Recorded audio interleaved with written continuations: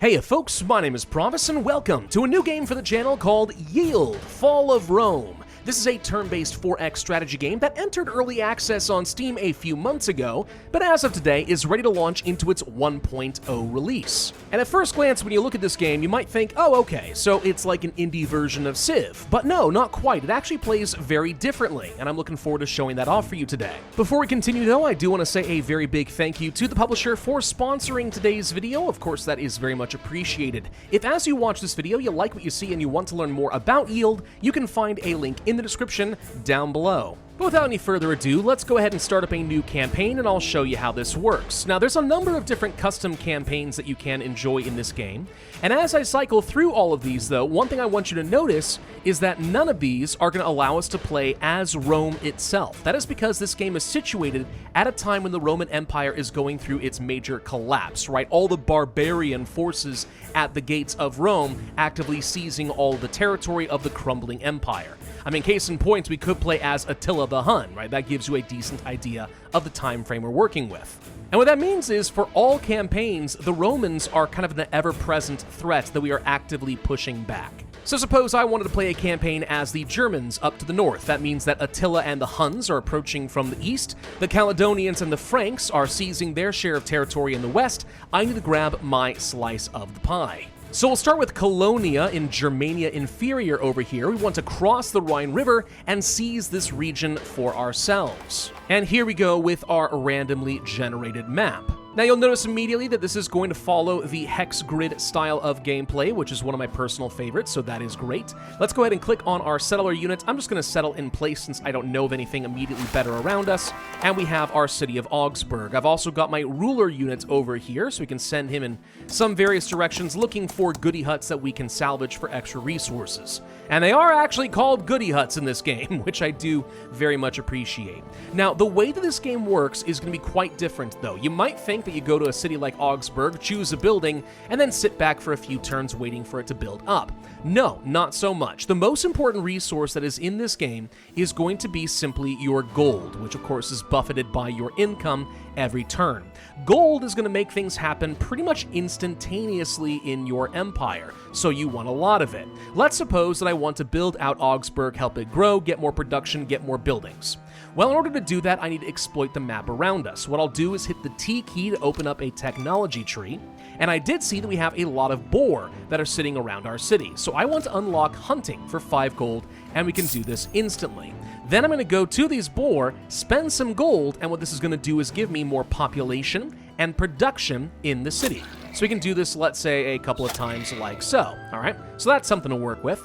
Now, you might think, well, population represents tiles worked. No, population is simply a mechanic that is going to represent the size of the city, and the larger it gets, the more the radius of your border control will grow. So you do want this to go up. And production does not occur per turn. Instead, is a resource we can spend instantly to gain some sort of an effect. So for example, let's say I want to get a tavern, which is going to get me 1 extra income at the cost of 2 production. We can do that now. I could also spend 2 more to get a customs house, which gets me 5 gold immediately, which I can then use to get some more boar out of the way. That kind of a thing. And then I have more production that I can work with, etc., etc. So with all this, I want to say sort of an instant gratification. There is actually a lot of planning that goes into it. The result is you have a game that doesn't require nearly as much sitting around waiting for turns to end. It doesn't require quite as much micromanagement, and the game can go by a lot faster. So these are much more compact 4X games. And honestly, as a dad of 2 small children, I appreciate that. It means I can actually make some serious progress in a relatively short amount of time. Let's go ahead and end our turn, so we'll just go ahead and move along. We get 5 more gold. Now, these goody huts over here, by the way, they do increase in value the longer the game goes on. So if you sit around and wait on these, cool, you can get a lot of extra rewards. You could also find that someone else snags it, so it's a bit of a risk reward there. I'm actually going to skip the gold for the moment. Let's go down here and grab this population.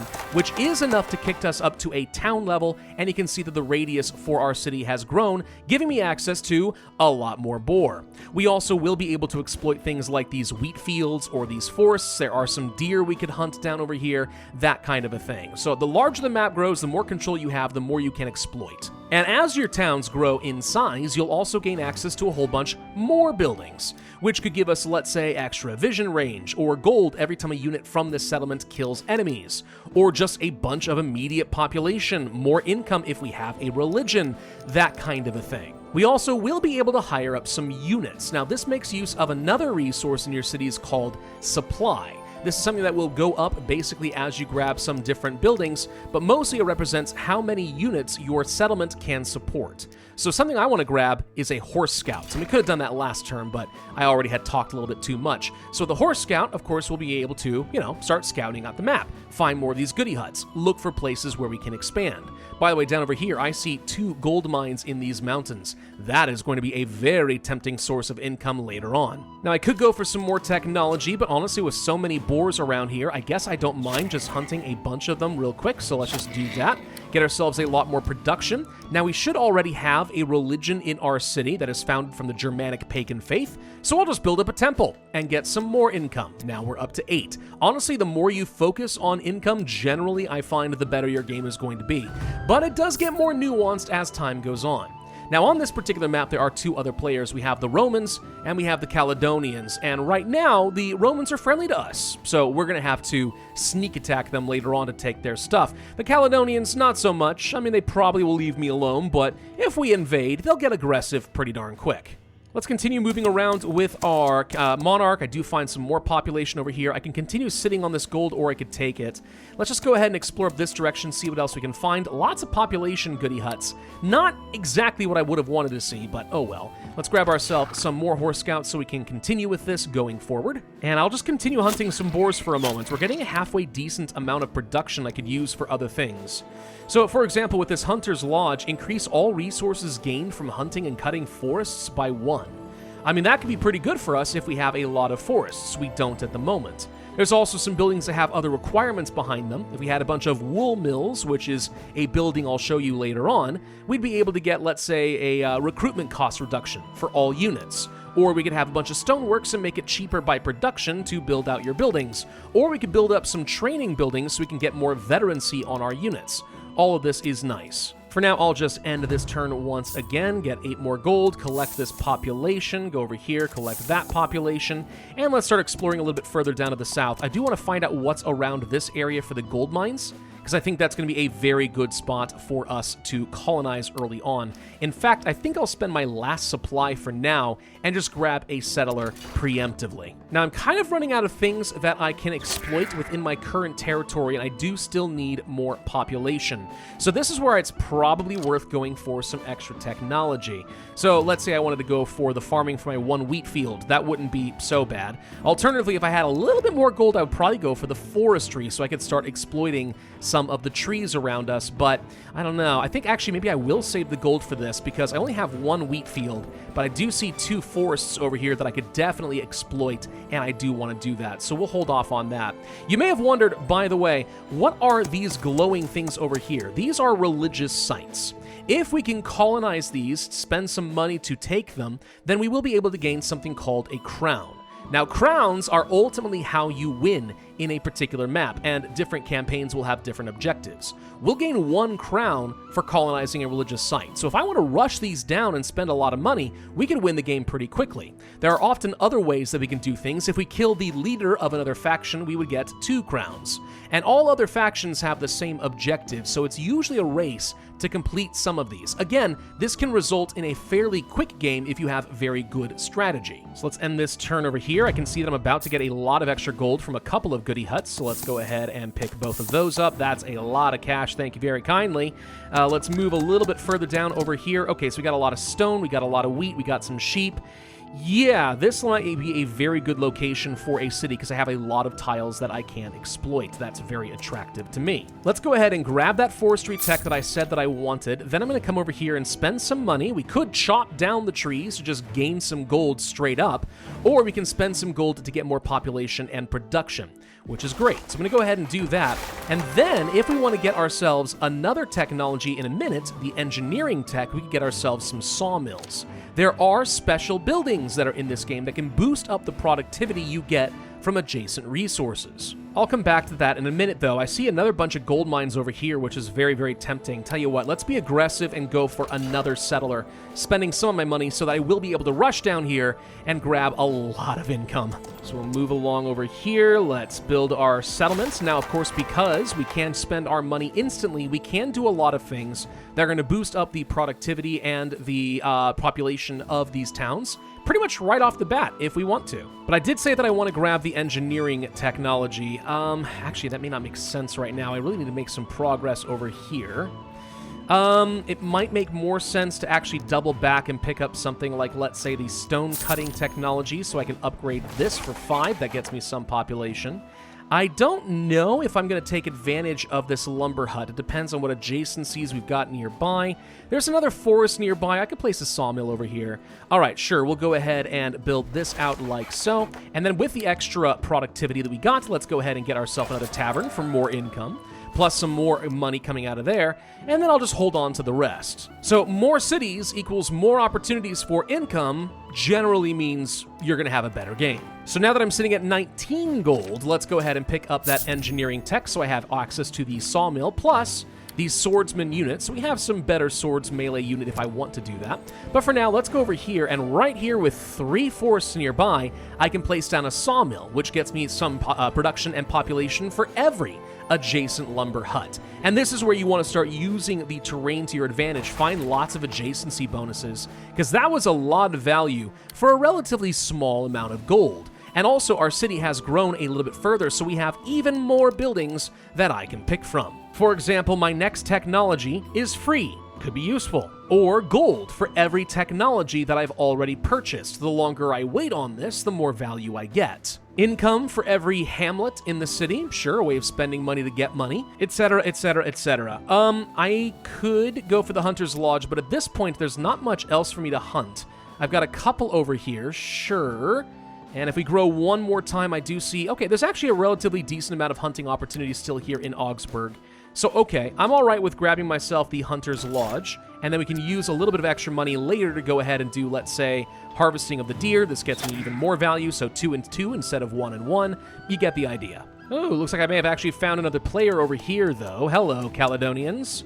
All right, so they're going to leave me alone, but this is going to be a more contested area than I thought. I definitely want to snag this gold, though, if I can. That's very important to me. But now that I've managed to grow this city down here, the next priority has to be getting things like mining and metal casting. Why?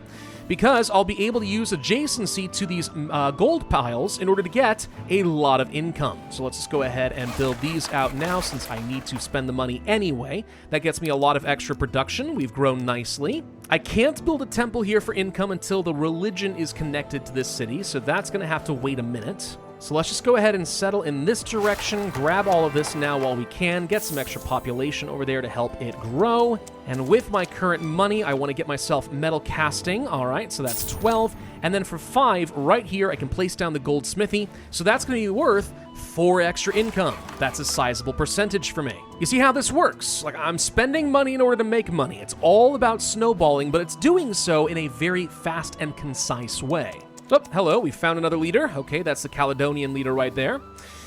If we can kill you, that's worth 2 crowns. If you come too close to me, I will do it. I won't even blink, I'll do it. Let's get ourselves the animal husbandry, because I do have some sheep nearby that I'd like to take advantage of. We'll get ourselves more income, as we often do. I will hunt the deer first before I turn this into a lumber hut. That gets me more population, which I'd like to use to get something like another Hunter's Lodge, but I think that was only available in my capital, so we're not going to be able to do anything there. Let's just get the extra cash instead, do some more hunting, blah, blah, blah. We could go for the gold, and next turn I could set down another goldsmithy. That would be worth a lot. In fact, I could actually place it down right now, and even though I don't have 2 mines set up yet, it's still worth a little bit, so sure, boost up that income. So now we're up to 24. I feel like we must be doing better than our opponents. Just a guess. Now, I do at some point have to decide where do I want to start overriding some of the existing features in order to get better adjacency bonuses.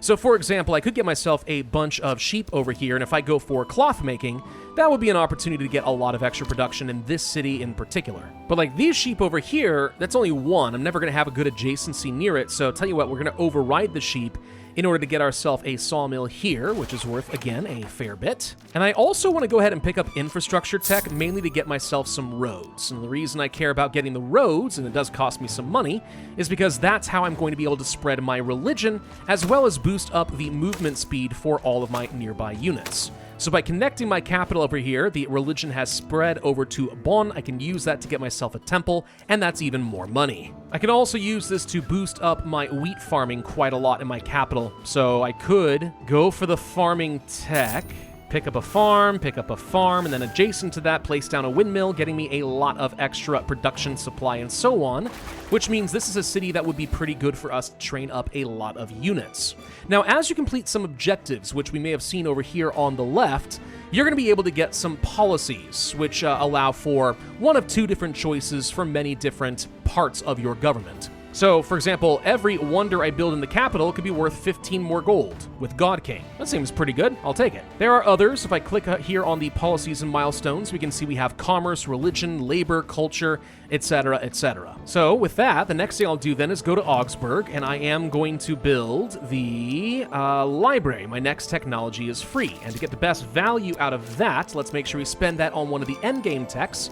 I'm going to go for trade. Trade means that if I place this next to a sawmill, a wool mill, a stoneworks, windmill, or so on, we're going to get extra income for every improvement it's next to. So this is a way of getting even more money. And y'all know that I really like making lots of money in everything that I do. And they don't even have to be like very good resources. Like let's say that I wanted to quickly expand this lumber hut along here, and then we could place down, let's say, a sawmill right here, and then place down a market. That's going to be worth another 6 income. Trade is incredibly powerful. So let's invest heavily over here, get ourselves some more wool mills. We have the gold. We could place down another market. That's worth 9 more income there. Hello? And all of a sudden, this city is starting to look really good, and things can turn around really fast because, again, you're spending all these resources pretty much instantly. Over here, this is another decent spot for a market. That's 6 more income. Oh, we're rolling in the wealth now. Which probably means I should stop hunting for random goodie huts and go grab religious sites while I can. I'm surprised I haven't run into the Romans anywhere. They must be on this general area of the map. I'm gonna end up having to fight the Caledonians, I can tell you that right now. They're going for a religious victory already. And there are other things that we can get. Obviously, we can get some more military units. We could get some castles for defense. We can get siege weapons, and so on. But regardless of what you want to do, as long as you have lots of money, you can make it happen, and quickly. In fact, let's actually go ahead and start preparing for a military rush, because I feel like we're gonna need it. I think I'm going to go for a lot of cavalry this time around. Lots of chivalry could make sense. So let's go to our capital, and before I actually train anything, I do want to get, let's say, a stable. Now, every one of your units does have something called veterancy. That's these little stars over here. My understanding is that veterancy just increases their combat effectiveness, so it's generally good to have. I'm going to use that to start with some extra veterancy on my cavalry. And honestly, I think I'm just going to go hard on cavalry. Looks like they have lots of footmen and stuff. They've got some siege weapons and battle rams. I can only imagine that fast-moving cavalry will be good in this situation. Woohoo, wait a minute. They've already grabbed this second religious site. They are actually very close to getting the victory. I don't know if I can stop them in time. Hold the phone! Are we doomed? Maybe if I build a bunch of roads out over here to speed things up so we can get here and quickly. I mean, you're starting to move into my territory, so that's starting to make me feel a little uncomfortable here. But I might actually be able to get here just barely in time. And all I really have to do is claim one of these and then find his leader, because remember, we get 2 crowns from killing the monarch. So if we protect our monarch, we should be fine. Oh, there are the Romans. Found their legions. There's their king. All right, so next turn he was going to grab that religious site and just outright win the game. But now I should be able to take him down and win in one fell swoop. So what I probably want to do is actually move up here, and then we can turn and attack like so, doing a decent amount of damage. The same thing right over here. Their leader is going to go down. That's 2 crowns from me. And then Next turn, I should be able to seize this and win the game. I don't know if I can actually steal these. I'm pretty sure we can if we go over here. Let's just find out. And since we've already antagonized him at this point, we might as well just start taking a few shots at everything that's coming into my territory. So die, Britons! Die! I'm sitting on lots of money. I don't even need any of this stuff right now. He's coming in and killing some of my units. You can see that they've been spending a lot of their money in just getting a really strong military force, but I've got an unbeatable economy at this point. So we go over here, we spend 15 gold to claim the religious site, and boom. And then just end the turn, and we should automatically win. Now, that only took me 20 turns in order to win this campaign. And I could have gone faster if I had been more focused on getting crowns instead of just turtling down and getting filthy stinking rich. So let's try moving on to the second mission over here in Mogontiacum? I don't know how you say that, I'm sorry, I don't speak Latin. This is going to be a very crowded settlement, though. We have the Germans, the Romans, the Caledonians, the Franks, and the Huns. As far as our crowns, we have different objectives, though. If we can capture the capital of the Romans, we win. Otherwise, we could, let's say, build a Colosseum, which is a special wonder and costs a lot of production, or just get a lot of very large size 4 cities. Okay. Do we like this starting location? I see a reasonable amount of resources I can take advantage of. I think it might be better to move one up over here and then settle down, because I see some very good spots for things like sawmills, possibly for some sheep, and so on. One problem I have, though, notice that we don't actually have, like, any boars, and hunting is so gosh dang good in this particular game, so that's going to slow me down a lot. It's going to take a little bit to get to forestry, so it might be worth going for the animal husbandry to start, just so I can get some sheep, I guess. It's not a lot, but it's enough to just go ahead and boost up my income with a tavern. I'll grab the farming tech since I don't have any use for hunting whatsoever at this point. And that's enough to at least get me to forestry so that next turn I can start placing down a bunch of these. I'm going to get rid of this one forest. I don't think we're going to have any use for it. That's 2 more gold. And then we move up here. That gets me enough population to grow to a town. Okay, so now we're starting to expand. Grab ourselves these 3, nope, sorry, just 2 lumber huts for now, but I can fix that if I go for the customs house. That's a little extra money, thank you, boom. And with 4 production, royal banner, more veterancy on the monarch. We don't need defenses, population, maybe. Not a lot I want here. I really want to get that temple. If I had just a little more gold, we'd be able to pull that off. Darn. So tell you what, let's go ahead and get ourselves a scout. Now I have a little bit of cash to work with since we've hit our immediate goal. Extra production means more temples for the income, so now we're up to 8. And I have just enough gold to get myself another scout, so let's do that. Found a goodie hut worth some gold. That's always very valuable to me, because that means either tech or production or something. Cloth making could get me a fair bit of value for sure. Engineering obviously would, but we're not there yet, so let's just go for the cloth making. Place that down in places like this so we can get some extra gold. And with the extra production we have here, what would I want to get? If we can get enough wool mills, this actually would make it cheaper to recruit units here. That could be very handy. Could also just get 6 more population. Is that enough to grow to size 3? I don't recall. It might be. I'm gonna give it a go. There we go. We did expand. Okay, cool. These little mountain forts, by the way, are just a free veterancy level on whatever unit visits it, so that's nice. 4 production up over here, by the way. Oh, and we found the leader of the Caledonians again, and he stole my gold! Ah, great. This guy doesn't like me, so there's a chance he will just straight out attack me on sight because of how we treated him in the last game. Yes, that does carry over. One thing that bothers me is I haven't found any gold mines yet. Those really are a very big part of my early game strategy. Being able to get a lot of income generation is really helpful. I think we found the Romans over here, by the way. Good. So if I have some idea where their capital is, maybe we'll be able to make a beeline for that and just win. I haven't really found any good settling spots, though. That's a huge problem right now. Okay, so there's some Romans. What we could do is actually go to our city and say, hey, we're kind of friendly right now. We could get a trader. That would be a way of getting some extra money. Yeah. Let's get trade going since we know that's so very powerful for us. I can place that over here instead of these sheep. That'll be worth 6 more income. Another one over here, so now we're up to 19. Do I want to just go for the same cavalry rush I did before? I mean, having lots of siege weapons is great, but this kind of worked for me.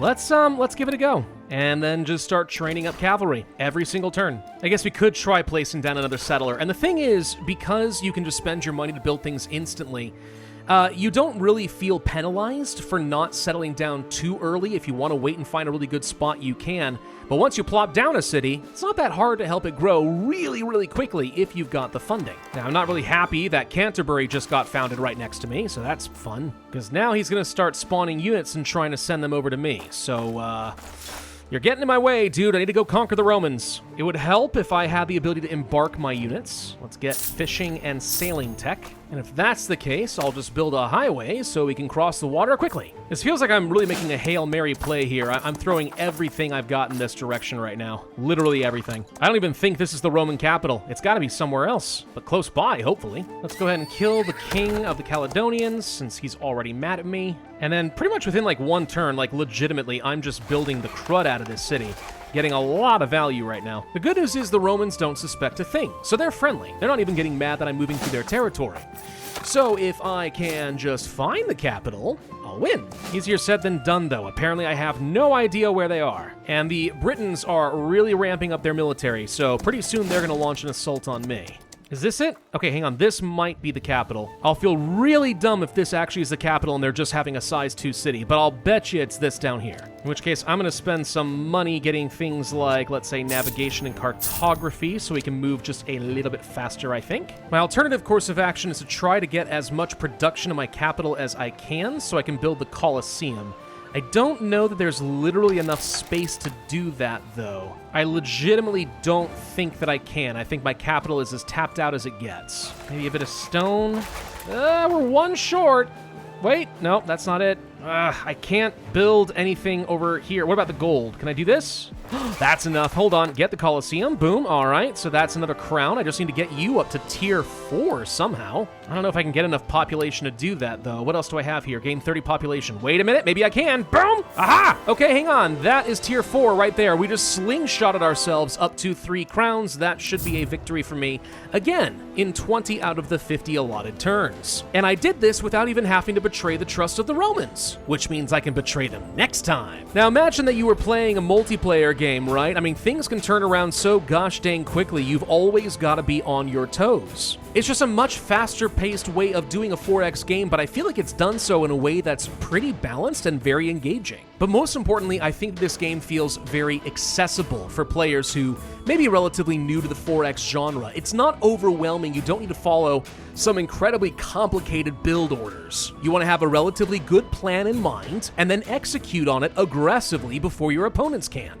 That's it. Easy to jump into, difficult to master. And even better, at the time that I'm recording this, the game is $20 on Steam, which is a very affordable entry point for people who want to explore the 4X genre. So I think this is a pretty fun little addition. Thank you all for watching. I hope you found this video entertaining and informative in some way, and a big thank you again to the publisher for sponsoring today's video. You can find a link in the description down below if you'd like to learn more about Yield Fall of Rome and its 1.0 release. Otherwise, I'd ask you to hit that like button, leave a comment, subscribe, hit that notify bell, and I will see you guys next time.